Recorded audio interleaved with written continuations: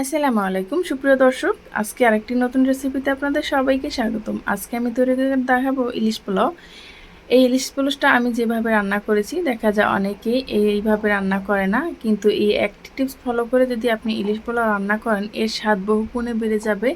একবার যদি আপনি এটা তৈরি করে খান, বারবার তৈরি করবেন। আর যদি কাউকে আপনি এই রেসিপিটা খাওয়ান, সে আপনার কাছে রেসিপিটা জানতে চাইবে। এতটা টেস্টি আর এতটা মজা হয়, আর ঝরঝর হবে, একদম পারফেক্ট। চলুন এই রেসিপিটা আমি কিভাবে তৈরি করেছি সেটাই আপনাদের মাঝে শেয়ার করি।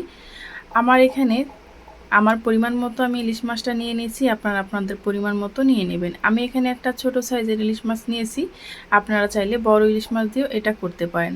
প্রথমে আমি একটা মশলা তৈরি করে নেব, তার জন্য এখানে দিয়ে দিচ্ছি আমি 2 টেবিল চামচ পেঁয়াজ বাটা, আর দিয়ে দিচ্ছি 1 টেবিল চামচ মতো আদা এবং রসুন বাটা। সাথে দিয়ে দেব আমি 1 টেবিল চামচ পরিমাণ বাদাম বাটা।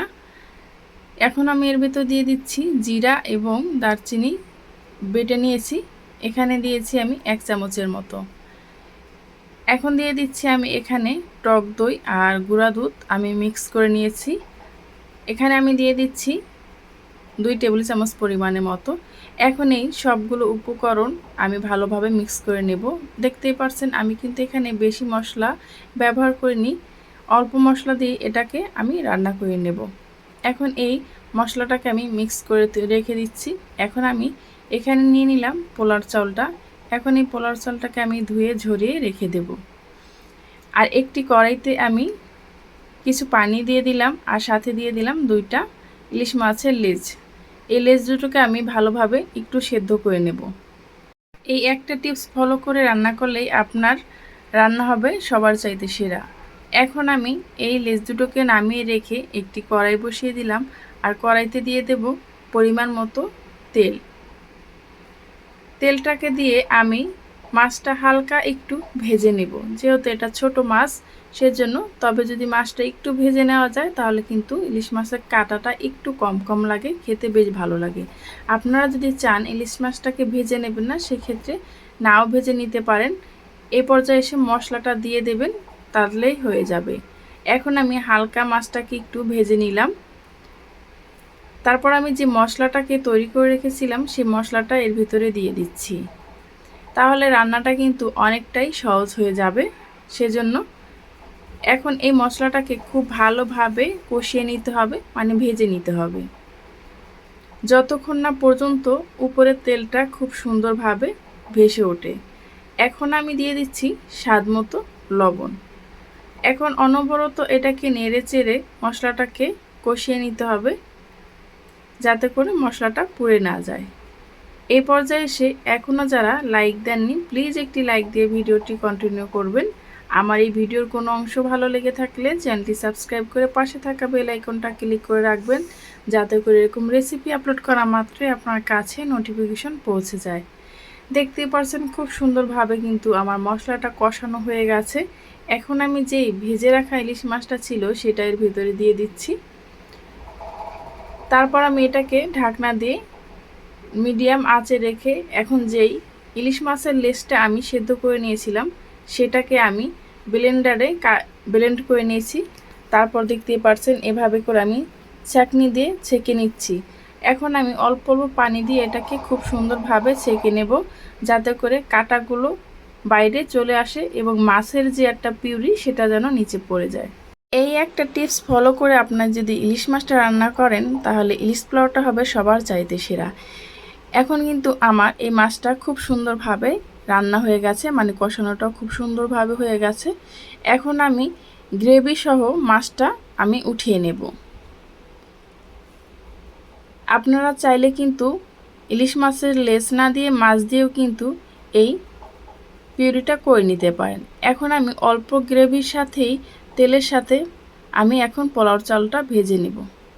পোলাও চালটাকে অবশ্যই খুব সুন্দরভাবে ভেজে নিতে হবে, তাহলে কিন্তু পোলাও চালটা খুব ঝরঝরে হবে, ভাতটা একদমই একটার সাথে একটা লেগে যাবে না। এখন আমি এর ভিতর দিয়ে দিচ্ছি স্বাদ মতো লবণ, আর দিয়ে দিচ্ছি 1 চামচ ঘি। ঘিটা দেওয়ার ফলে অসম্ভব সুন্দর একটা ফ্লেভার অ্যাড হবে। এখন আমি যে লেজটাকে সেদ্ধ করে ব্লেন্ড করে পানিটা রেখেছিলাম সেটা এখন এর ভেতরে দিয়ে দিচ্ছি। তারপর আমি দিয়ে দেব পরিমাণ মতো পানি। অবশ্যই আগে এই ইলিশ মাছের লেজের পানিটা, বা আপনারা মাছও ব্যবহার করতে পারেন এখানে। তারপর আপনারা পরিমাণ বুঝে পানিটা দিয়ে দেবেন। আমি এখানে 1 কেজি চালের জন্য 2 কেজি পানি পরিমাণ ব্যবহার করেছি। আপনারা চাইলে 2 কেজি চালের জন্য 4 কেজি পানি, বা হাফ কেজি চালের জন্য 1 কেজি পানি ব্যবহার করতে পারেন। যেটা চাল নেবেন তার ডাবল কিন্তু আপনি পানি দেবেন। কিন্তু ইলিশ পোলাও রান্নার ক্ষেত্রে যদি এভাবে আপনি রান্না করেন, এর স্বাদ যেন অতুলনীয় হবে। এই যে পোলাওটা দেখতে পাচ্ছেন, এটা কিন্তু এমনিতেই খাওয়া যায়, অসম্ভব মজার হয়। কারণ এটার ভিতরে ইলিশ মাছের যে লেজের মাছের অংশটাকে আমি ছাড়িয়ে সম্পূর্ণ এর ভিতরে দিয়ে দিচ্ছি। এর ভিতরে কিন্তু একদম প্রত্যেকটা রাইসের সাথে মিশে গেছে। আর দেখতে পাচ্ছেন অসম্ভব কিন্তু ঝরঝরে হয়েছে ভাতগুলো, একটার সাথে একটা লেগে নেই। যখন 90% ভাত সেদ্ধ হয়ে যাবে, সে পর্যায়ে এসে আমি যেই মাছটাকে গ্রেভি সহ উঠিয়ে রেখেছিলাম সেটা কিন্তু এর ভেতরে দিয়ে দিচ্ছি। এখন আমি সবগুলো মাছ এর ভেতরে দিয়ে দেব। যেহেতু আমার মাছটা একটু হালকা ভাজা ছিল, সেই জন্য কিন্তু ভাঙার কোনো টেনশন নেই। আর যদি আপনারা না ভেজে দেন, তাহলে এই পর্যায়ে এসে মাছটাকে একটু আলতোভাবে নেড়ে চেড়ে দেবেন, যেহেতু ইলিশ মাছটা কিন্তু অনেক নরম থাকে সেই জন্য। এখন আমি সাইড থেকে দিয়ে দিচ্ছি কিছু বেরেস্তা। বেরেস্তা দেওয়ার কারণে কিন্তু খুব সুন্দর একটা ফ্লেভার অ্যাড হয়, সেই জন্য। এখন আমি সাইড থেকে ভাতগুলো কিছু আমি ইলিশ মাছের উপর দিয়ে ঢেকে দিচ্ছি, যাতে করে খুব সুন্দর একটা ফ্লেভার সবগুলো রাইসের সাথে মিশে যায়।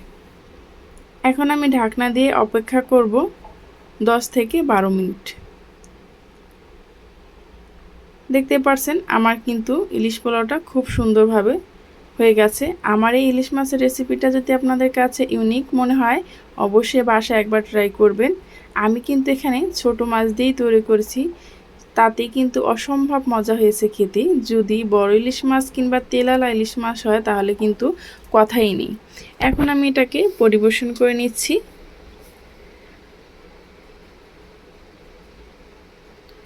এই ইলিশ পোলাওটা কিন্তু এমনিতেও খেতে ভীষণই ভালো লাগে।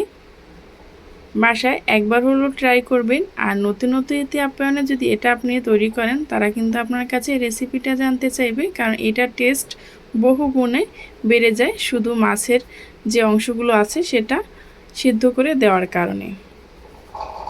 এখন আমি পেঁয়াজের বেরেস্তা দিয়ে ডেকোরেশন করে নিচ্ছি। এই পর্যন্ত যারাই আমার সাথে ছিলেন তাদেরকে জানাই অসংখ্য ধন্যবাদ।